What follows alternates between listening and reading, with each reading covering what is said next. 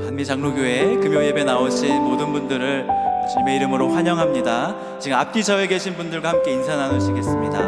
잘 오셨습니다. 잘 오셨습니다. 은혜 자리에 잘 나오셨습니다.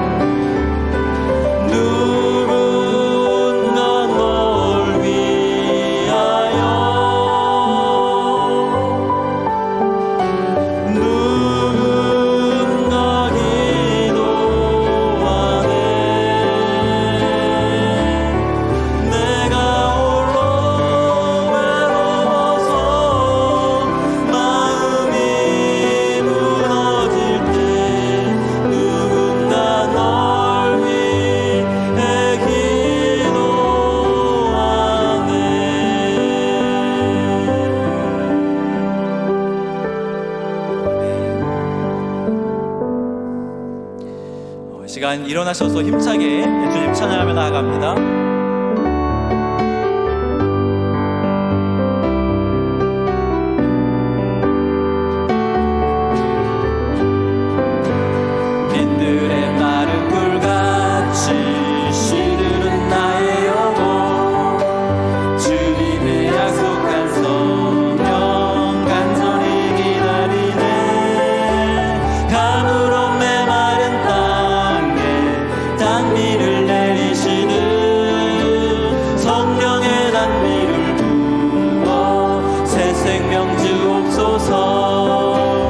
반가운 빗소리 들려 산천이 춤을 추네.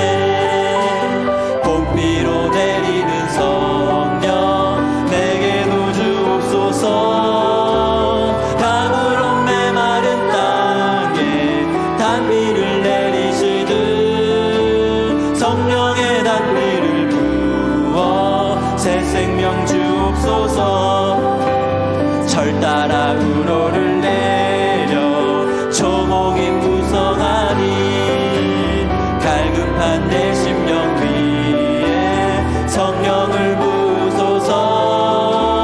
가물어 메마른 땅에 단비를 내리시듯 성령의 단비를 부어 새 생명 주옵소서. 참되신 사랑의 언약 어길 수 있사오랴. 오늘의 흡족한 은혜 주실 줄 믿습니다. 가물어 메마른 땅에 단비를 내리시듯 성령의 단비를 부어 새 생명 주옵소서. 가물어 메마른 땅에 단비를 내리시듯 성령의 단비를 부어 새 생명. 고난 내 영혼 편이시고 고난 내 영혼 편이실 곳과 풍랑 일어도 안전한 복음까지도 다스리시는 주의 영원한 발을. 세상 친구들 나를 버려도 예수 늘 함께 동행함으로 주의 은혜가 충만하리니. 주의 영원한 팔 의지에 주의 영원하신 팔 함께 하사 항상 나를 붙드시니. 어느 곳에 가든지 요동하지 않으니 주의 팔을 의지함이라. 나의 믿음이 연약해져도 미리 예비한 힘을 주시며 위태할 때도 완고하시는 주의 영원한 팔 의지해. 능치 못한 것 주께 없으니 나의 일생을 주께 맡기며 나의 모든 짐 대신 지시는 주의 영원한 팔 의지해. 주의 영원하신 팔 함께 하사 항상 나를 붙드시니. 어느 곳에 가든지 요동하지 않으니 주의 팔을 의지함이. 주의 영원하신 팔 주의 영원하신 팔 함께 하사 항상 나를 붙드시니. 어느 곳에 가든지 요동하지 않으니 주의 팔을 의지함이.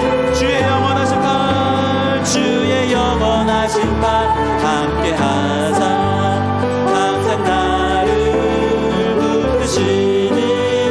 어느 곳에 가든지 요동하지 않으니 주의 팔을 의지함이라. 할렐루야. 아멘. 시간 자리에 앉으셔서 계속해서 찬양하며 나아갑니다.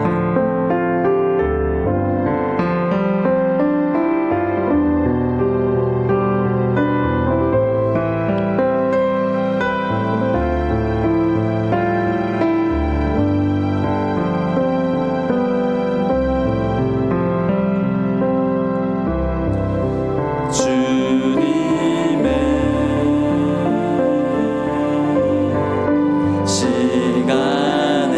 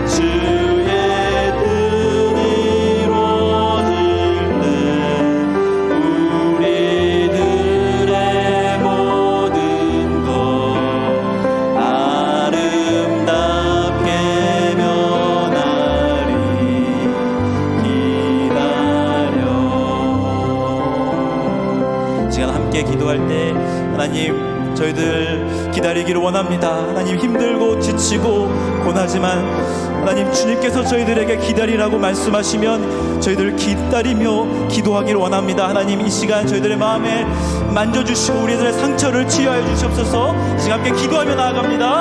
하나님 아버지 감사합니다. 하나님 저희들 이 지치고 힘들 하나님 이 저녁의 시간에 저희들 불러주시고 저희들 하나님의 은혜의 자리로 나아가게 하시니 감사합니다. 하나님 이 시간 주님을 기다립니다. 주님의 말씀을 기다립니다. 아버지 주님의 능력을 기다립니다. 아버지 성령께서 저희들에게 기다리라고 하신다면 아버지 주님의 말씀 쫓아서 아버지 기다리기를 원하오니 저희들을 기다릴 수 있는 용기 주시옵시고 하나님의 말씀에 순종할 수 있는 믿음 주시옵소서. 저희들의 지혜가 없어서 아버지 자꾸만 앞으로 나가려고 하지만 하나님 주님 저희들에게 지혜 주시고 저희들에게 믿음 주시고 아버지 저희들에게 사랑 주시고 저희들에게 참아낼 수 있는 인내와 아버지 용기 주셔서 아버지 참고 기다리며 기도할 수 있는 저희들에게 해주시옵소서. 하나님 아버지 감사합니다. 주님의 시간에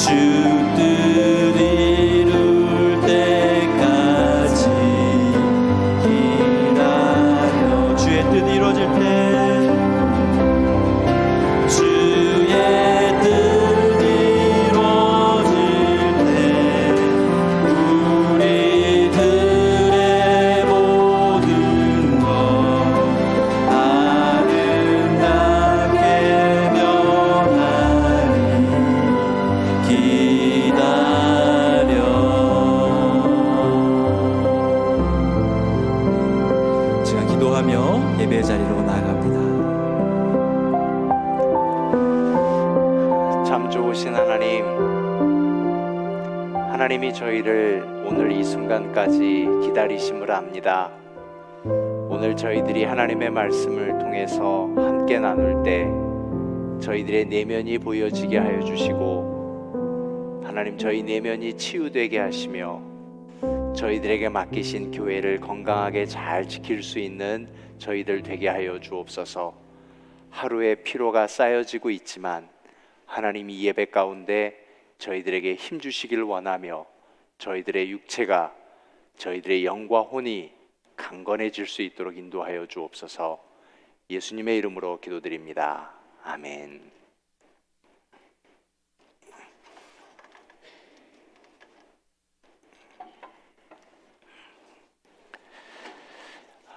이사야서 11장을 열겠습니다. 이사야 11장 6절부터 9절까지의 말씀입니다. 한 절씩 나누어 읽겠습니다. 그때에 이리가 어린 양과 함께 살며 포범이 어린 염소와 함께 누우며 송아지와 어린 사자와 살찐 짐승이 함께 있어 어린 아이에게 끌리며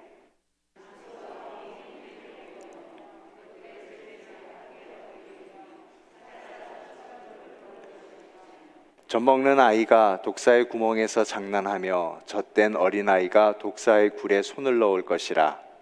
내 거룩한 산 모든 곳에서 해됨도 없고 상함도 없을 것이니 이는 물이 바다를 덮음같이 여호와를 아는 지식이 세상에 충만할 것임이니라. 아멘. 오늘 이 본문의 말씀은요, 우리 내면을 보여주시는 말씀입니다. 우리의 내면이 즉 우리의 마음의 감정이 이래해야 된다라는 겁니다. 상함이 없고 상처가 회복되고 평안을 지킬 수 있는 것, 이것이 우리에게 필요하다. 이사야 선지자의 말씀을 통해서 우리의 내면을 회복해 하려는, 당시 이스라엘 백성들을, 하나님의 백성들을 회복해 하려는 그러한 말씀입니다. 자, 지난주 금요일에 상처를 시작하면서 상처는 세력이다라고 했습니다. 세력이기 때문에 물리적인 것이 아닙니다. 내가 상처를 받았다? 그러면은 상처가 뽑혀주면 되지.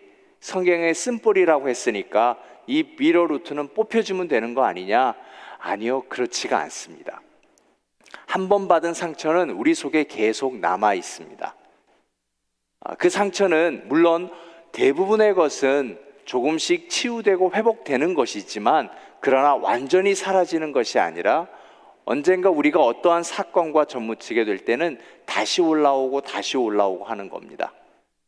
그래서 끊임없이 이 상처는 무기력화 시켜야 되는 것입니다. 어떻게 해요? 성령의 충만함으로. 그래서 우리가 상처가 회복됐다라고 하는 것은 옛날에 상처가 없어졌습니다라고 하는 것이 아니라, 나는 늘 성령의 충만함으로 내가 오래전에 겪었던 그 상처를 무기력화시키고 누르고 저는 이겨내고 있습니다라는 말이 맞습니다. 그냥 이 자리에 서서 만약 제가 약장수라면 일단 한번 먹어봐 그럴 것 같은데, 그러면 될 것 같은데, 그럴 수가 없습니다. 완전히 치유되는 것이 아니라, 치유는 됩니다. 언제요? 우리가 아버지 곁에서 내 눈물이 모두 씻겨지는 그날에 우리의 상처는 다 끝날 겁니다. 하지만 이 땅에 사는 날 동안에는 끊임없이 우리가 싸워야 된다라는 겁니다. 저는 오늘 오전에 다음 달에 시카고에도 할렐루야 대회가 있더라고요. 그래서 지역 목회자 모임을 갖는다고 오라고 해서, 사실 지난번에는 안 갔거든요. 자꾸 오라 그래가지고. 저도 내성적이라 좀 그런 쪽 만나는 걸 별로 좋아하지 않는데, 자꾸 안 가면은 찍힐 것 같아서, 겨우 4개월 된 사람이 좀 그러면 안 될 것 같아서 또 교회적인 입장도 있고 그래서 갔습니다. 갔는데 할렐루야 얘기 준비는 안 하고 자꾸 이 본인 얘기, 이제 목회 얘기 하는 거예요. 그런데 이제 한 분이 저 이제 소개하라고 해서 소개하고 했더니, 나이를 묻길래 얘기했더니 자기랑 동갑이라는 거예요. 그러더니 샴버그 지역 목회자에는 제가 제일 많더군요. 다들 젊으신 분들이더라고요. 목사님 한 분이 갑자기 동갑을 만나서 그런지 자기 안에 있는 것을 내놓으시더라고요. 몸이 좀 피곤해서 한번 한국에 가서 검진을 받았었는데, 자기보다는 사모님이 아주 심각했답니다. 이미 퍼져버리셔서 더 이상 손쓸 수가 없었고, 5년여 투병 끝에 이제 하나님의 품으로 돌아가셨습니다. 그리고 지낸 지가 이제 6년째 되었다. 목회적 어려움, 또 자녀를 키우는 어려움이 굉장히 크고 힘들더라 라는 얘기를 해 주셨습니다. 그래서 마침 지난주 금요일부터 상처 이야기도 나누고 해서 제가 목사님께 기도를 해드렸죠. 제가 기도해도 되겠느냐. 그래서 허락받고 기도해 드렸죠. 기도해 드렸는데 어쩜 내 마음을 잘 알고 있냐 그러시더라고요. 저도 혼자 지냅니다 그랬죠. 그래서 그분이 이해를 못하고, 사모님이 돌아가셨느냐 그래서, 아니 뉴욕에 있다고, 혼자 당분간 지내게 됐다고, 그러다 보니까 그냥 그 마음이더라, 그래서 기도해 드렸습니다 라고 했습니다. 그런데 이제 목사님께서 하시는 말씀이, 그 본인의 상처가 목회하면서 그냥 잠재워졌으면 좋겠는데 불현듯 자꾸만 나와서 이것이 충돌될 때 본인도 참 힘들고 어렵다, 이러한 얘기들을 꺼내 놓으시더라고요. 상처는 세력입니다. 끊임없이 나오고 있단 말입니다. 자, 여러분, 교회는 아플까요? 안 아플까요?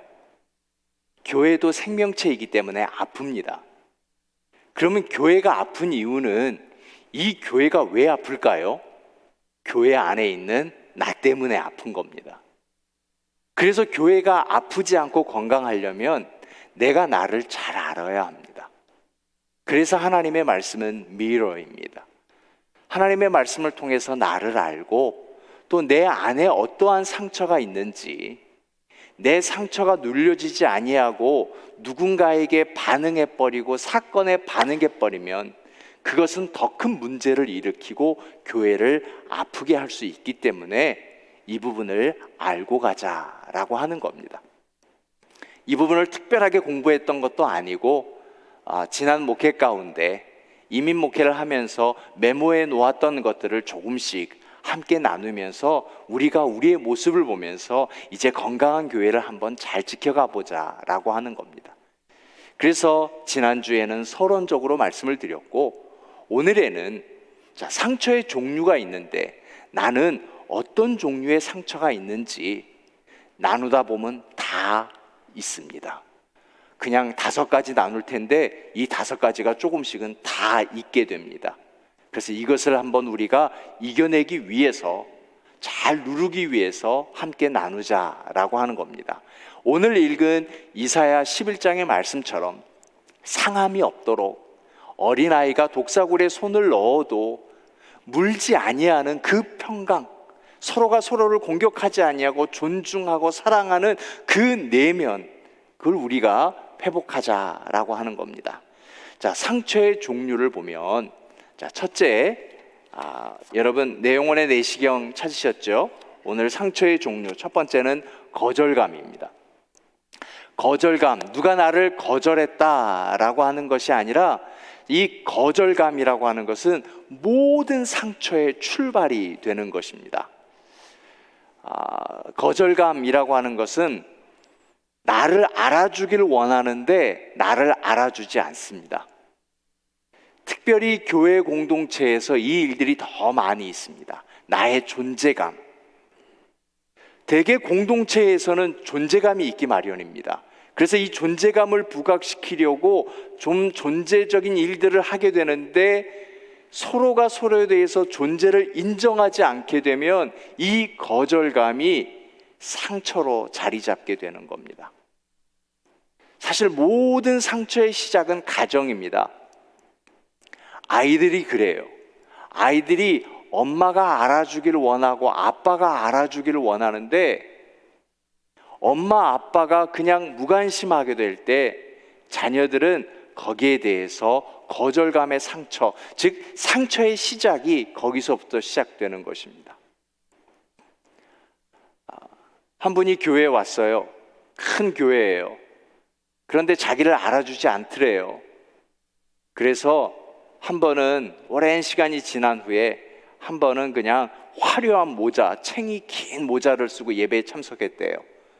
근데 안내위원 같은 분이 오시더니 예배 시간에는 좀 모자를 벗어주시면 안 되겠습니까? 뒤에 있는 분이 앞에 안 보인다고 합니다. 그때 그분이 모자를 벗으면서 환하게 웃으시면서 이 교회 다닌 지 1년 만에 제게 말을 걸어주신 분이 당신이 처음입니다. 이제 모자를 안 쓸게요. 그러셨답니다. 그토록 우리가 교회 안에서도 무관심합니다. 알아주지 않습니다. 나만 교회 다니면 되지. 왜 꼭 그렇게 서로를 알아줘야 되느냐? 아니요. 교회는 서로를 알아주고 인정해줘야 되는 겁니다. 자, 이것이 시작되잖아요. 누가 나를 알아주지 않잖아요. 그러면 그 다음부터 생기는 문제는 뭐냐면 릴레이션십이 없어집니다. 사귐이 없어지게 돼요. 그래서 엄마 아빠가 알아주지 않는 자녀는 학교 가서도 깊은 사귐이 없게 됩니다. 교회 안에서도 동산과 선교회에서 깊은 사귐을 갖기를 우리가 희망한다면 서로의 존재를 인정해주고 알아주는 것, 그 일부터 우리에게 필요한 것입니다. 특별히 내가 동산직이라면, 특별히 내가 선교의 임원을 갖고 있다면 일단 우리의 모든 회원들, 우리 동산 가족들의 존재를 인정해주고 알아주는 일, 이것이 가장 기본적인 일입니다. 자, 그러면 거절감의 상처는 어디에서 오는가 보면은요, 대개 보면 부모님이 일찍 돌아가셨거나 부모님의 이혼을 경험했던 자녀들이 이 거절감의 상처를 뿌리부터 가지고 있습니다. 아이들에게는 그것이 가장 큰 거절이거든요. 부모님이 아주 어릴 때 돌아가셨다. 또 부모님이 헤어졌다. 그리고 교회 안에서도의 어떠한 분립, 이것은 모든 성도들에게 거절감의 상처를 주고 있는 겁니다. 그래서 우리가 이러한 부분들을 잘 조심해야 되는데, 그런데 많이 알고 있는 것과 깊이 알고 있는 것은 다릅니다. 우리가 만나는 사람들 보면 인맥이 두터우신 분들이 있습니다. 사람들을 참 많이 알고 있습니다. 많이 알고 있다고 해서 거절감의 상처가 없는 것이 아니라 어쩌면 많이 알고 있는 그분이 거절감의 상처가 있을 수 있습니다. 많이 알고 있는 것보다는 깊이 알아가는 것이 더 소중하기 때문에, 교회는 많이 알아가려고 하는 공동체가 아니라 조금씩 깊이 알아가려고 하는 공동체입니다. 그래서 이 동산이 필요한 겁니다. 전체적으로 우리가 다 많이 그냥 전체적으로 알아갈 수 없이 조금씩 깊이 알아가기 위해서 작은 동산이 우리에게는 필요하다라고 하는 것입니다. 또 이 거절감의 상처를 가지고 있으면 어떻게 나타나는가 하면은요, 예를 들어서 내가 어떤 마실 것을 서브를 했어요. 이거 좀 드실래요? 커피 드실래요? 그런데 저 마셨어요. 아니, 저 커피 싫어해요. 그럼 막 화가 나요. 내가 준 걸 거절해? 그건 다른 커피를 마시지 않는 분의 문제가 아니라 내 안에 그 부분이 아직 눌려지지 않은 거예요. 당연히 거절할 수 있죠. 특별히 우리 기독교인이 이걸 잘 못하는데요, 예전에 이런 책이 있었어요. 노라고 말할 수 있는 그리스도인. 내가 아니면 아니라고 말할 수 있어야 하고요, 아니면 아니라고 말하는 것을 받아들일 수 있는 훈련이 되어야 하는 거예요. 그래서 다 인정하고 내가 준 건 다 먹어야 하고 내가 부를 때 다 뭔가를 해야 되는 그것이 아니라, 거절함 속에서 동산지기께서는 오늘 동산 모임에 어떤 못 나올 이유가 있었을 때 또 그것은 인정해 드려야 하고, 또 어떤 부분에 나오지 못하게 됐을 때 인정해 드려야 되고. 그래서 아시죠? 여러분, 새벽기도 안 나오시더라도 제가 꾹 참고 있는 거, 제가 거절감의 상처를 얼마나 누르고 있는지 아십니까? 그냥 확 특세를 한번 할까 하다가 아무튼지 이제 곧 다가올 거니까, 연말에 할 거니까 꾹 누르고 있는 겁니다. 이것이 거절감의 상처인데, 항상 이것이 모든 상처의 시작입니다. 두 번째는 결핍입니다. 결핍, 굶주린 마음인데, 이 결핍이 있으면 무언가 집착하게 돼요. 배고프면 먹을 걸 찾잖아요. 그것에서 나오는 거예요. 그러니까 뭔가 부족하면 자꾸 집착하게 돼요. 뭐에 집착하는가 하면 일에 집착하게 되고, 사람에 집착하게 되고, 물건에 집착하게 됩니다. 특별히 우리 그리스도인은 죄를 알아요. 그런데 그것을 끊지 못해요. 그것은 내 내면이 결핍되기 때문에 그렇습니다. 내 지금 마음에 채워지지 않는 것이 있어요. 그렇기 때문에 자꾸만 뭔가에 집착하는데, 특별히 우리 교회는 교회 사람들에게 집착하게 돼요. 그래서 이 부분을 조심해야 되는 것입니다. 자, 그렇게 되면 사람에게 집착하기 때문에 막 줍니다. 퍼줍니다. 만나면 막 주는 분이 있죠. 그런데 주면서 기대를 해요. 내가 이만큼 주니까 날 알아주겠지, 또 날 인정해 주겠지. 그런데 매번 그럴 수는 없는 거잖아요. 받을 때는 감사해서 인정해 드릴 수 있지만 매번 그럴 수는 없거든요. 그런데 매번 인정해 주다가 감사합니다 라고 했다가 어떨 때 빨리 카톡이 안 와요. 감사하다는 카톡이 안 오면 이제 배신당하게 된 거예요. 그래서 그분은 매일 배신당하죠. 평생 배신당해요. 사실 그 사람의 문제가 아니라 내 내면이 계속해서 채워지지 않는다라고 하는 겁니다. 내 내면이 채워지지 않으면요, 어떻게 되냐면 자꾸 뭔가를 보여야 돼요. 뉴욕에서 목회할 때 한 분이 찬양대에 이제 들어오셨어요. 그래서 찬양대에 서시겠다고 했는데, 이분은 찬양의 탤런트가 있는 분이 아니셨어요. 나중에 목회적인 판단에 이제 결핍의 상처를 누리지 못하는 분이셨어요. 키가 아주 큰 분이신데 이분이 그냥 찬양대 하시겠다고 들어오신 이유는 돋보이기 위해서, 교회에서 가만 보니까 다들 찬양대만 보더라. 그래서 돋보이려고 찬양대에 들어가신 거예요. 문제가 있었네요. 찬양대에 들어가면 가운을 입는다는 걸 몰랐어요.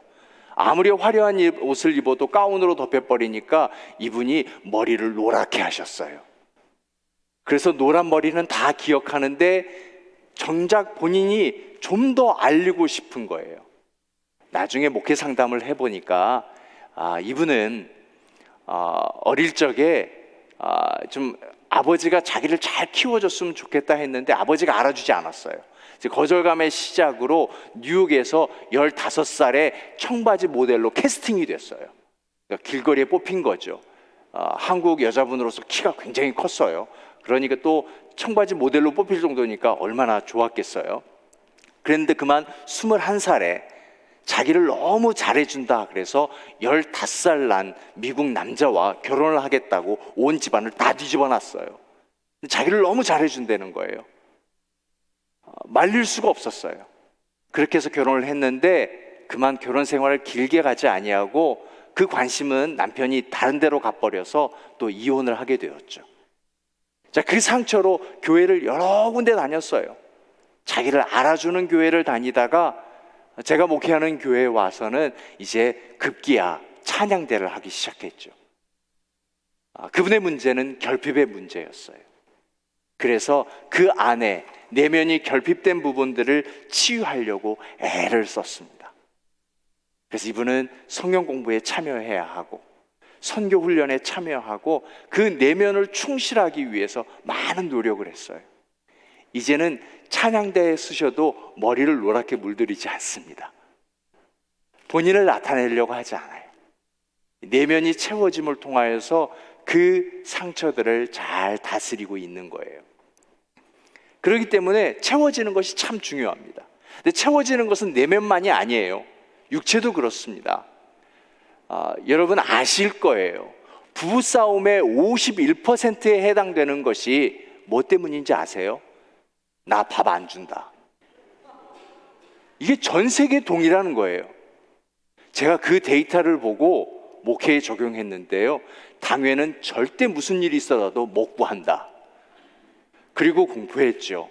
우리 교회 모든 회의는 여러분 꼭 먹고 하십시오. 배고플 때는 절대 하지 마십시오. 그러면 예민해서 싸우게 돼요. 별일 아닌 것도 싸우게 돼요. 그러니 여러분 교회 오실 때도 좀 드시고 오시고요. 특별히 당이 있으신 분 떨어지면 안 되니까 좀 뭐든지 드시고 오시고, 예배 시간에 예민해질 것 같으면 설교가 좀 기는 것 같아, 은혜가 되지 않아, 그러면 그냥 초콜릿이라도 드세요. 계속 먹을 거라도 드시고, 뭐라고 말씀 안 드릴 거니까 저는 누가 먹든 아기가 울든 전혀 저에게는 봐도 되지 않습니다. 그러니 그냥 먹는 게 낫지 괜히 인상 쓰는 건 좋지 않습니다. 그러니 육체도 채워져야 하고 내면도 채워져서 이 결핍의 문제를 잘 누를 수 있어야 되는 것입니다. 자, 거절의 상처, 결핍의 상처, 이런 부분들이 잘 다뤄지지 않으면 뭐가 되느냐? 분노하게 돼요. 계속 화가 나요. 이유 없이 화가 나요. 화를 낸 나를 보며 또 화가 나요. 내가 화나는데 저 사람이 가만히 있으면 또 화가 나요. 끊임없이 화가 나는 것, 분노하는 마음. 저 사람은 웃어도 기분 나쁘고, 이 음식이 왜 이렇게 맛있어도 맛없어도 기분 나쁘고, 계속 화가 나는 겁니다. 대표적으로 이 결핍으로 분노하는 성경의 인물이 가룟 유다입니다. 그래서 예수님께 정말 감사하는 마음으로 대접하는 것도, 아니 이걸 깨트려, 이 귀한 거를. 가룟 유다가 성경에는 이런 걸 해라고 했지만 분노하는 거예요. 화를 내었어요. 가룟 유다가 채워지지 않았어요. 그는 예수님과 함께 3년을 다녔어도 그 내면이 채워지지 않았어요. 그러니 결국 아주 무서운 일을, 큰 일을 저지르고 말잖아요. 그래서 그 가룟 유다 내면에는 디프레션이 있었어요. 디프레스. 자기 스스로를 억압하는 거예요. 계속 누르고 있는 거죠. 여러분 가끔씩 신앙의 슬럼프에 빠질 때 있으시죠? 신앙의 슬럼프는 어디에서 오느냐? 바로 여기에서 오는 겁니다. 내 내면이 채워지지 않을 때. 그래서 신앙의 슬럼프에 빠질 것 같아. 근데 왜 자꾸 시험 들지 그러면은요, 일단은 저에게 찾아오실 필요 없이 맛있는 걸 일단 드세요. 맛있는 거 한번 실컷 드신 다음에 그 다음에 성경 공부부터 하세요. 기도하고 내 내면을 채워지는 것, 새벽 기도하시고, 그럴 때 이런 부분들을 이겨낼 수가 있는 겁니다. 화가 왜 무섭냐면요, 성경의 화, 분노, 앵거라고 하는 원문의 뜻은요, 뜨거운 물을, 그 가장 높은 온도의 뜨거운 물을 남에게 퍼 부어버린다, 이게 화예요. 화는 내가 내는 거거든요. 그런데 이 나의 분노가 가장 가까운 사람에게 뜨거운 물을 엎질러 버리는 게 화입니다. 그냥 얼마나 무서운 거예요? 또 다른 단어의 뜻이 있는데, 화는 내 자아를 찢는다, 내 혼을 찢어버린다라는 뜻이 있습니다. 그러니 내 마음의 감정이 얼마나 상해요. 화가 나는 거지만, 견딜 수 없어서 화가 나지만, 화를 남을 통해서 내 자아가 찢어져요. 그러니까 마음이 확 찢어져 버리는 거예요. 상처가 생기는 거죠. 그 화로 남에게 뜨거운 물이 퍼부어져요, 가장 가까운 사람이. 그러니 이 화는요, 상처에 끊임없는 고리를 만들어내는 겁니다. 그러므로 교회 안에서, 특별히 우리의 가정에서 가장 눌러야 될 것은 뭐냐 하면 분노, 화라고 하는 겁니다. 그리고 화를 꼭 내고 나면 그 다음에 찾아오는 것은 죄책감입니다. 견딜 수 없는 죄책감. 이것이 더욱더 나를 힘들게 하고 우울하게 하는 것입니다. 계속 악순환이 되는 거예요. 그래서 이 부분들을 우리가 조심해야 되는 겁니다. 또 이제 분노하고 화를 내게 되면은요, 죄책감이 따라온다 그랬잖아요. 죄책감이 따라오게 되면은요, 두려움이 생깁니다. 두려움이 생기면은 우리 신앙은 어떠한 길로 가버리냐면 우상 숭배로 갑니다. 두려우니까 자꾸 뭘 붙잡아요. 두려우니까 다른 걸 붙잡게 됩니다. 그런데 여러분, 교회에 다니는 그리스도인들은 이 거절감, 결핍, 또 우울증, 이런 죄책감, 두려움이 이어질 때 우상 숭배를 하게 되는데, 뭔가를 붙잡게 되는데 뭘 붙잡을까요? 목사를 붙잡게 됩니다. 하나님을 붙드는 게 아니라 목사를 붙들게 됩니다. 목사라는 사람을 붙들게 되는 거예요. 그래서 목사에게 찾아가서 이야기를 나누거나, 목회 상담이 아니에요. 자기가 두려우니까 잡는 거예요. 그래서 일단 목사님한테 한번 기도라도 받으면 뭔가 편안한 것 같고, 그래서 그 기도를 받는 것 자체가 신앙에서 나오는 것이 아니라 그 뭔가 두려운 것을 붙잡으려고 하는 거예요. 두렵게 되면 집착하게 되는 거죠. 그렇게 되면 목사도 그 부분에 대해서 알지 못하고, 그 부분에 대해서 나를 존경하는구나, 나를 알아주는구나, 그렇게 돼서 너무 밀접한 관계가 되면 이제 문제가 또 시작되게 되는 거죠. 그리고 또 하나가 있습니다. 이제 제가 오게 된 이유, 이제 와서 많은 분들이 얘기를 하시는 가운데 왜 그분이 따라갔는지 모르겠어요 라고 하시는 분들이 계셨습니다. 이유를 도무지 모르겠다. 바로 여기입니다. 이분의 상처는요, 두려움의 상처가 있습니다. 그러니까 신앙으로 되어지는 것이 아니라 두려움으로 목사를 잡고 있는데, 목사가 나갔다, 여기는 없다, 그러니 두려움으로 붙잡고 따라가는 것이지 신앙으로 뭔가의 신념으로 따라가는 것이 아니에요. 그런 부분들이 대부분 있습니다. 그렇게 되면 또 거기에서도 신앙의 혼란을 겪게 되고, 그 상처는 누르지 않은 채 끊임없이 문제가 생길 수 있어요. 그러니 우리가 여기에서 신앙생활 할 때도 목사가 우상숭배 대상이 되어서는 안 된다라고 하는 것입니다. 내면이 채워지지 않게 되면, 심각한 디프레스에 빠지게 되면 우리는 나도 모르게 그러한 일들이 나타나 버리게 된다라고 하는 것입니다. 그렇게 되면은 이제 어떤 얘기하느냐? 문제만 있으면은 이제 옛날 얘기하는 겁니다. 우리가 과거에는 이랬는데 지금 내가 이렇다라고 하는 겁니다. 이런 이야기들을 자꾸 뒤를 돌아보게 되는 이야기들은 뭔가 아직도 내 속에서 일어나는 상처의 반응인 것입니다. 하나님은 우리에게 비전을 주시면서 앞으로 가라 하시는데 자꾸 뒤를 보게 하는 것, 이것들을 잠재워 가면서 우리가 나아가야 하는 것이 신앙의 이야기다라고 하는 것입니다. 우리가 이 부분을 잘 견뎌내야 되는데, 이제 이 거절감, 분노, 두려움, 결핍, 이제 이런 것들이 우리 속에 와서 상처를 만든다고 말씀을 드렸잖아요. 그러면 이게 거절은 거절로 나타나느냐? 아니요. 이 코로나가 변이 바이러스가 되는 것처럼요, 상처는 또 다른 모습으로 나타납니다. 이 모든 상처가 거절은 거절, 결핍, 두려움 이런 걸로 나타나는 것이 아니라 살짝 튀게 만드는데, 이것이 뭐냐? 가장 큰 상처의 변이는 뭐냐 하면 열등감입니다. 열등감은 하나의 상처가 아니라 상처의 증상입니다.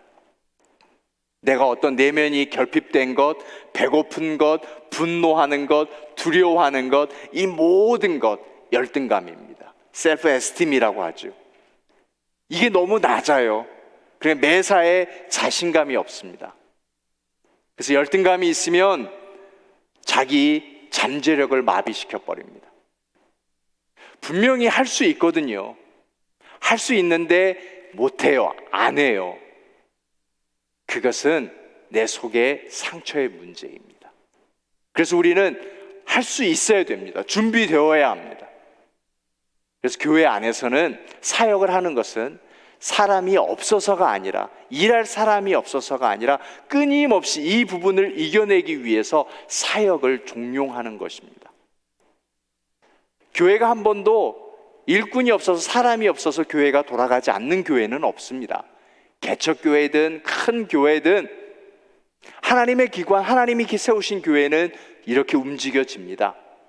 그럼에도 우리가 계속해서 사역을 해야 되는 이유는 무엇인가 하면 나의 자존감을 높이기 위해서, 이 상처 열등감을 계속 무력화시키고 하나님 앞에 쓰임받는 것이 얼마나 기쁜 것인가를, 그것을 우리가 확인하고 확인시키기 위해서 사역을 하는 거예요. 그러니 여러분, 교회를 다니시는 것도 중요하지만 이제는 사역에 들어오셔서 어떤 부분이든 작은 사역이라도 하나씩, 너무 많이 참여하는 것도, 그것도 지치고 어려운 것이지만 그 사역에 참여해 보시는 것이 좋습니다. 그래서 이제 우리 동사는 사역을 돌아가면서 할 거예요. 동산지기, 또 찬양을 맡으시고 선교 도전을 하시고 교회 소식을 알려주시고 계속해서 이렇게 로테이션해서 계속 기회를 드리는 거예요. 은사를 찾는 거예요. 아, 내가 할 수 있구나. 나에게도 이런 잠재력이 있구나. 잠재력을 찾으면 어떻게 되느냐? 잠재력을 찾으면 비전을 갖게 돼요. 그래서 자녀들에게도 꿈을 주기 전에 계속 시키는 거예요. 잠재력을 갖고 그 다음에 비전을 갖는 것, 순서가 중요합니다. 비전부터 갖고 잠재력을 가질 수는 없어요. 그러다가 지쳐버릴 수 있거든요. 그래서 끊임없이 잠재력을 확인시켜 주는 것, 너는 가능하다, 할 수 있다, 알려주는 것, 이것이 우리에게 참 중요합니다. 열등감이 심하면 무책임합니다. 그냥 하다가 중도에 포기하고 도망가 버린다라는 겁니다. 어느 쪽이든 책임지지 않습니다. 그렇기 때문에 이 열등감을 잘 이겨내야 합니다. 또 하나, 열등감처럼 상처의 변이 되는 것이 무엇인가 하면 죄의식입니다. 나에게 나쁜 일이 일어날 것 같은 불안감, 끊임없이요. 그래서 하나님의 은혜를 체험하지 못합니다. 죄의식 때문에. 그래서 이 죄의식이 많으면 어떤 증상이 나타나는가 하면 약을 좋아하게 돼요. 그래서 혹시 여러분 중에 집에 혹시 어떻게 될까봐 몰라서 우황청심환 꼭 준비하신 분 계십니까? 여차하면 먹겠다. 예, 이게 내가 몸이 약해서가 아니라 일종의 죄의식에서 나오는 것입니다. 구약 신약은 안 드시고 꼭 그런 약은 먹어요. 그래서 모든 약을 막 먹어야만 될 것 같아요. 이 약도 먹어야 되고 저 약도 먹어야 되고 모든 약을 다 먹어야만 내가 살 것 같아요. 무기력화, 너무 약해져 가고 있는 것입니다. 죄의식이 늘 있어요. 그래서 죄의식이 있으면 항상 준비된 시나리오, 준비된 대사가 있죠. 돌아온 탕자처럼요. 자, 아버지는 언제든지 돌아오면 맞이할 준비를 하고 있습니다. 그래서 탕자가 우물쭈물 하다가 어쩔 수 없는 환경에 이제는 더 이상 어찌할 수 없어서 아버지에게 갔죠. 아버지는 아무런 조건 얘기하지 아니하고 안아줬어요.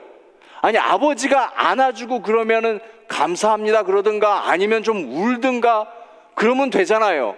꼭 준비한 대사를 쳐요. 저를 죄인의 하나로, 품꾼의 하나로 여기소서. 그 말 안 해도 되거든요.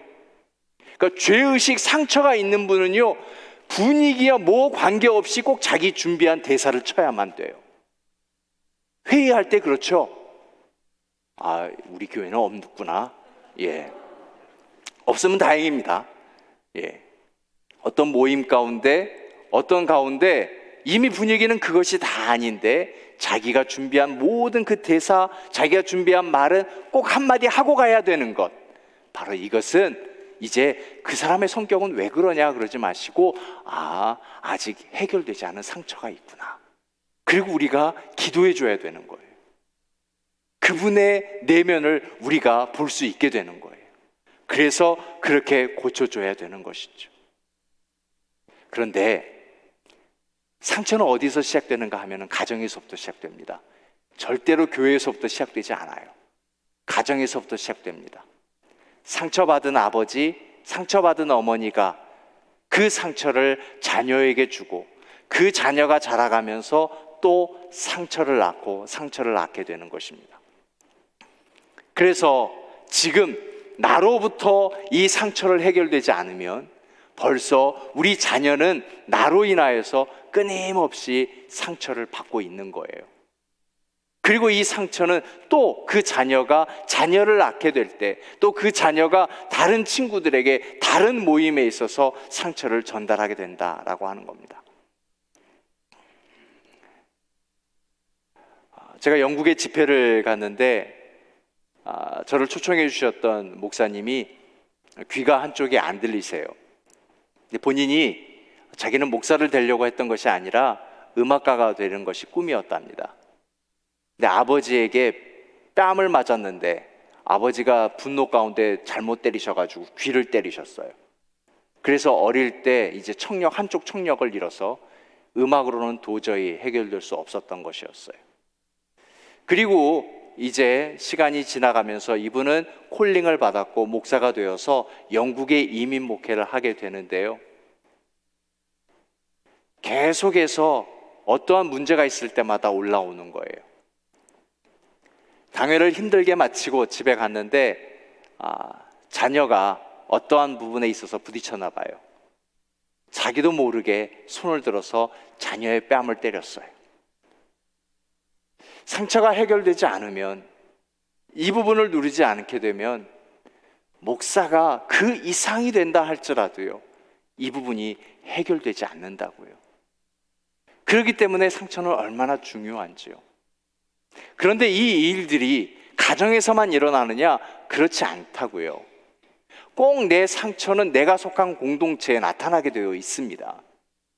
가정에서도 나타나는 상처는요, 반드시 교회에서도 나타나게 되어 있어요.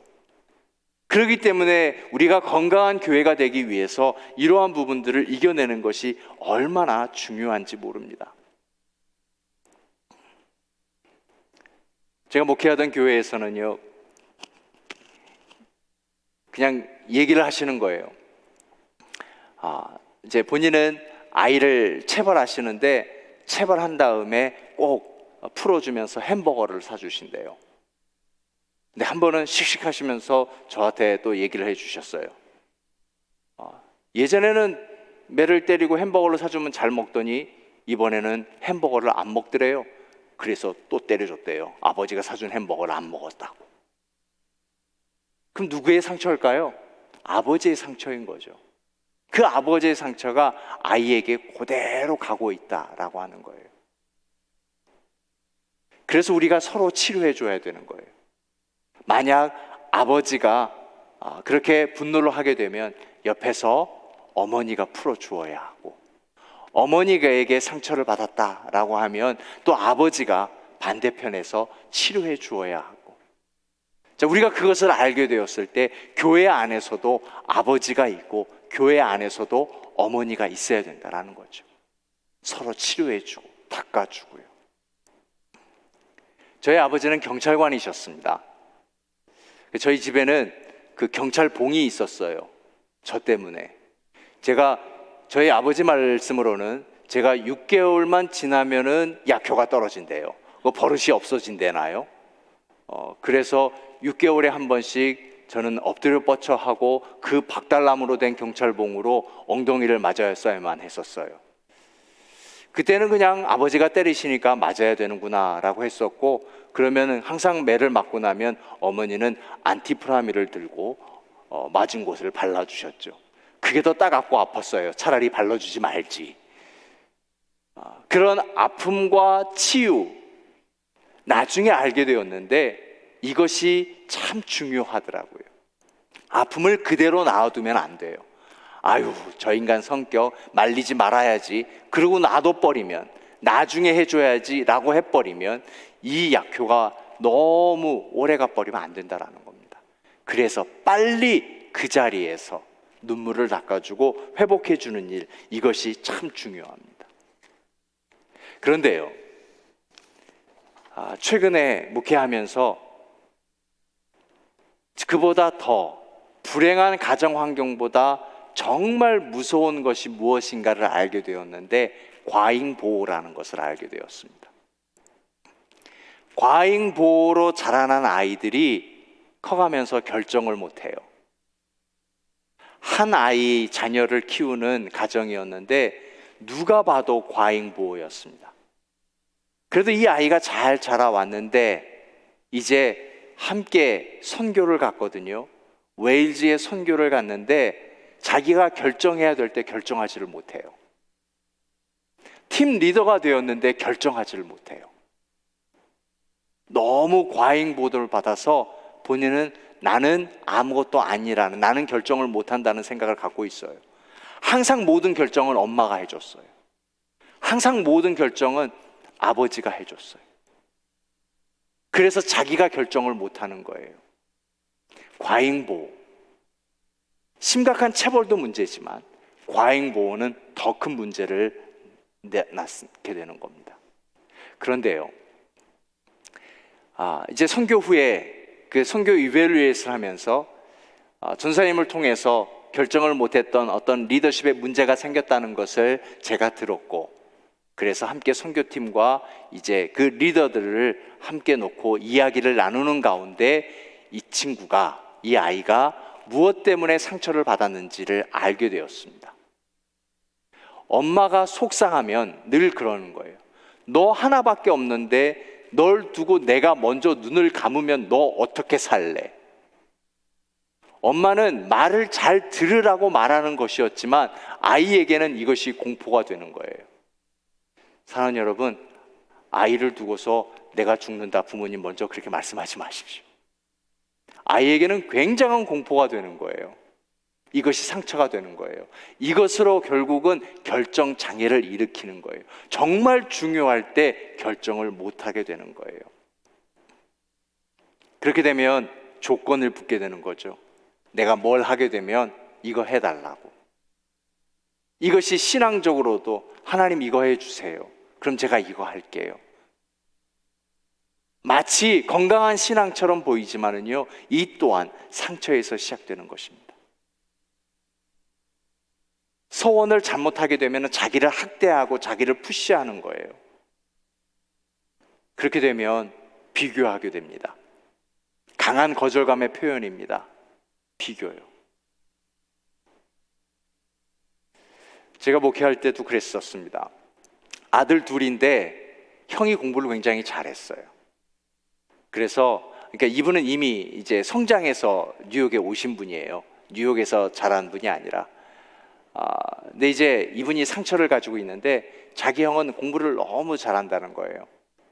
그래서 늘 아버지가 본인에게 얘기하시는데 니네 형만큼은 해라. 형은 공부를 잘하는데, 형은 1등 하는데 너는 왜 그러냐. 그래서 그분이 한번 맘먹고 정말 죽으라고 공부했대요. 그래서 1등 했어요. 1등한 성적표를 가지고 아버지에게 갔답니다.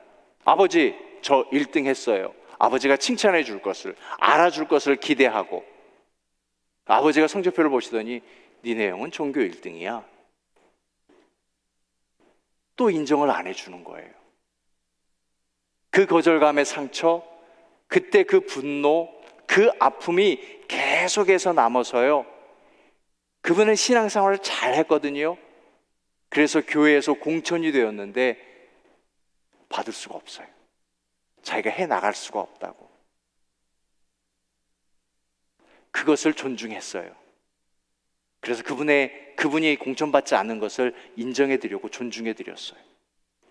먼저 임직을 받아서 교회 일을 하는 것보다 그분의 상처를 해결하는 것 좋겠다. 왜냐하면 끊임없이 비교하게 될 겁니다. 저 장로는 이렇고 이 장로는 이렇고, 저 교회는 이렇고 이 교회는 이렇고. 비교가 되는 건 역시 큰 상처인 것입니다. 그리고 이 부분이 해결되지 않으면 어떻게 되느냐? 이게 놀랍게 DNA가 되어서요, 여러분, 상처도 유전되는 것. 아까 말씀드렸죠. 해결되지 않는 상처가 자녀들에게도 고스란히 간다고요. 그래서 우리 기억해야 하는 것입니다. 이 상처를 해결해야 되는 것입니다. 우리 내면에 갈등이 없도록, 우리 내면에 아픔이 없도록. 그래서 계속해서 우리가 성령 충만하고 끊임없이 이 일들을 이겨내야 한다라고 하는 겁니다. 제가 만났던 목사님 얘기 한 번 더 해드릴게요. 참 이분은 어렵게 목회를 해 나가세요. 정말 능력 있고 설교도 잘 하시고 정말 신실하세요. 그리고 공부도 얼마나 많이 했는지 몰라요. 참 똑똑하고. 그런데 목회가 잘 안 되세요. 만나서 이야기를 나누는 가운데 이분에게 이러한 상처가 있더라고요. 어머니가 이제 예전에는 어려웠을 때이니까, 우리 한국 그런 얘기 참 많이 있잖아요. 자녀가 너무 많이 또 갑자기 생기는 걸 원치 않으셔서 아이를 떼려고 하셨어요. 그래서 이제 이 아이를 지우려고 의사에게 찾아갔는데 그 의사가 진짜 돌팔이였어요. 약을 줬는데 지워지지 않은 거죠. 정말 돌팔이가 맞았어요. 그래서 이분이 태어나게 된 겁니다. 그런데 이제 태어났는데 어려울 때마다 어머니가 하시는 말이 뭐냐면, 너는 태어나지 말았어야 됐어. 너는 태어나지 말았어야 됐어. 근데 목회를 하실 때마다 힘들면 뭐가 생각나는가 하면, 나는 목회를 하지 말았어야 되는 거 아닌가? 이게 나오는 거예요. 목회를 하면서도요, 하나님의 일을 하면서도 상처가 해결되지 않으니까 끊임없이 그 부분이 따라다니게 되는 거예요. 얼마나 이 상처가 무서운 건지요. 결국 나의 작은 상처인 것 같은데 또 몰랐는데 이것이 내 내면 속에서 어떠한 사건과 어떠한 사람에 대해서 어김없이 나와버릴 때 그것은 가정을, 교회를 참 힘들게 할 수 있다라고 하는 겁니다. 그래서 우리가 이겨내야 하는 것입니다. 자, 그래서 오늘 우리가 함께 나눴던 이 이야기를 가지고 혹시 내가 이런 부분이 있었구나, 이런 상처가 있었구나, 하나님 이런 나의 아픔이 혹 내 자녀들에게 전달되지 않고 치유되게 하여 주시고, 또 이러한 상처가 우리 교회 안에서 잘 회복되고 치유되어서 우리 교회가 정말 건강한 교회가 되고요, 나중에 이제 우리 교회를 점점 찾아오는 이들이 있을 터인데, 우리 교회를 찾아오는 그분들 쪽에, 여러분, 사람들 속에 상처 없는 사람 없다고 제가 이미 처음부터 말씀드렸습니다. 그러면 우리 교회를 찾아오는 그분에는 어떤 상처가 있을 겁니다. 혹 거절감의 상처, 결핍의 상처, 어떤 분노나 디프레션이나 열등감이나 죄의식에 사로잡거나, 그럴 때마다 우리가 알고 도와줘야 되지 않겠습니까? 그러기 위해서 우리가 먼저 준비되어야 한다라고 하는 겁니다. 우리 찬양하고 함께 기도하는 시간 가졌으면 좋겠습니다. 고난 내 영혼,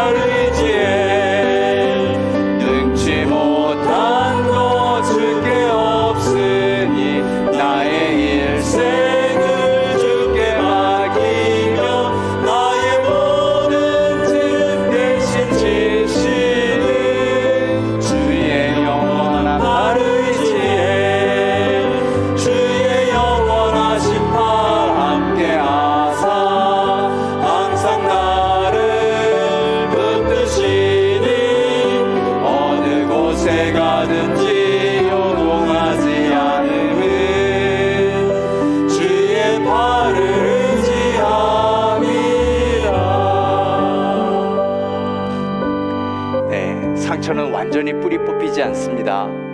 어느 곳에 가든지 요동되지 아니하도록 주의 팔을 의지해야 합니다. 오늘 기도하실 터인데, 하나님, 나에게 거절감의 상처가 있었네요. 결핍된 내면이 있었고 열등감이 있습니다. 하나님, 이 상처가 치유되게 하여 주시고, 치유되지 않은 상처 때문에 내 아들이, 내 딸이 받았을 그 고통을 생각해 봅니다. 하나님, 내 아들, 내 딸 상처에서 속히 치유되고 자유롭게 하여 주시고, 우리 교회에 사명을 주시되 이제 우리 교회에 찾아오는 그 상처받은 영혼을 내가 치유해 줄 수 있는 사명을 감당하게 되려고 이 세 가지 놓고 우리 함께 기도하겠습니다. 전능하신 아버지 하나님, 우리 함께 말씀을 나누었습니다.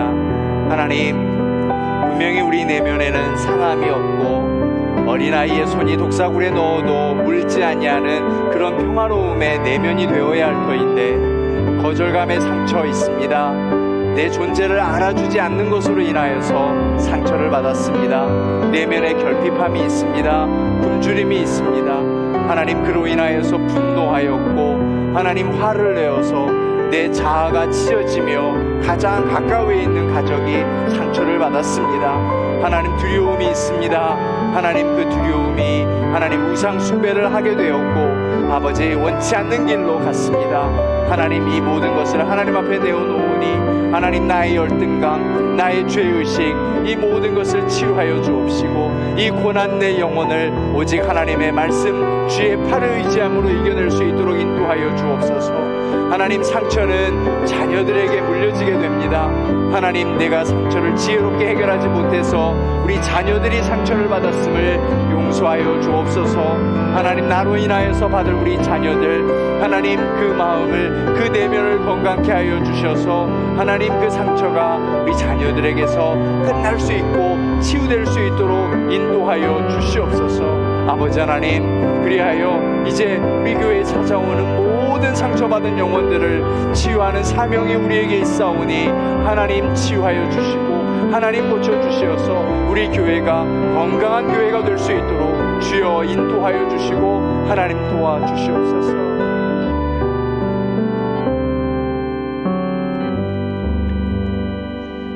하나님 우리가 성령 충만함으로 내 안에서 끊임없이 올라오고 있는 이 상처를 누를 수 있게 하여 주옵소서. 우리가 지혜롭게 이 상처를 다루지 못해서 상처받았을 우리 자녀들을 위해서 눈물로 기도합니다. 하나님, 자녀들이 그럴 수밖에 없었던 것은 바로 나의 상처 때문이었습니다. 하나님 용서하여 주시고 우리 자녀들이 예수 잘 믿는 자녀 되게 하여 주시고 부족한 저희들로 인하여 상처가 다 치유되고 회복될 수 있게 하여 주옵소서. 그리하여 신앙생활 잘하고 성령 충만함으로 저희들로 인하여서 받았던 그 상처를 이겨내며 잠재력을 키우고 하나님 주신 비전으로 살아갈 수 있는 우리 자녀들 되게 하여 주옵소서. 그렇게 우리 가정이 건강하고 또 우리 교회가 건강한 교회가 되기를 원합니다. 하나님, 이제 우리 교회는 많은 영혼들이 교회를 찾아올 터인데 그 상처받은 영혼들을 우리가 치유할 수 있게 하시고 우리가 돌볼 수 있게 하여 주옵소서. 먼저 온 우리가 건강하여져서 하나님 사람을 차별하지 않게 하여 주시고 약하여진 그 영혼을 잘 어루만져 줄 수 있는 건강한 교회 될 수 있도록 인도하여 주옵소서. 하나님, 캠프 프라이드 하나님 내일 오전까지 진행됩니다. 수고하신 손길들 기억하여 주시고 하나님 이곳에서 함께 좋은 시간 나누는 그 한 영혼 한 영혼들에게 하나님 고국에 대한 얼굴 모르는 부모님에 대한 상처가 없게 하여 주시고 이곳에서 잘 살아갈 수 있는 귀중한 하나님의 사람 되게 하여 주옵소서. 도시 선교하고 있습니다. 그 뜨거운 현장에 하나님 찾아가 계셔서 하나님 한 영혼 한 영혼이 주께로 돌아오는 일이 얼마나 귀중한 일인지 하나님 그곳에 반드시 하나님의 역사가 보여질 수 있도록 인도하여 주시고 수고하는 모든 이들에게 하나님 갚아 주시옵소서. 저희들 예배 마치고 돌아갑니다. 돌아가는 발걸음 안전하게 지켜주옵시며 하나님 잠들 때 우리 육체의 피로함과 모든 아픔이 다 치유되게 하여 주시고 새 삶을 주신 하나님께 먼저 감사할 수 있는 저희들 되게 하여 주시옵소서. 이 모든 말씀 예수님의 이름으로 기도하오며 오늘도 나를 치유하고 회복시키시기 위해서 끝없이 부어주시는 주 예수 그리스도의 은혜와 탕자와 같은 우리를 끝까지 품에 안으시는 그 크신 하늘아버지의 사랑하심과 성령의 위로하심과 교통하심과 충만하심의 은총이 여기 참여한 모든 예배자들과 속한 가정과 자녀들 위해 지금부터 영원토록 함께 계실지어다. 아멘.